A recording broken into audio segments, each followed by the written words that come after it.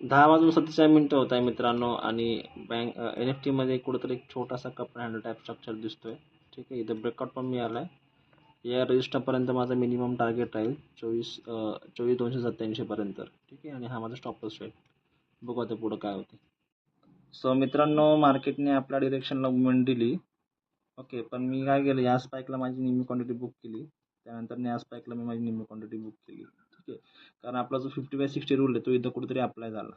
Okay, त्यानंतर तुम्ही जर प्रीमियमकडे बघितलं तर प्रीमियम अशा प्रकारे आहे की आपल्याला एंट्री जी भेटली होती, ती एंट्री साधारण आपल्याला 233 पर्यंत भेटली होती. सो मी माझी इथं निम्मी क्वांटिटी बुक केली 260ला, आणि त्यानंतर 267ला मी माझी निम्मी क्वांटिटी बुक करून 50/60 रूल मी अप्लाय केला.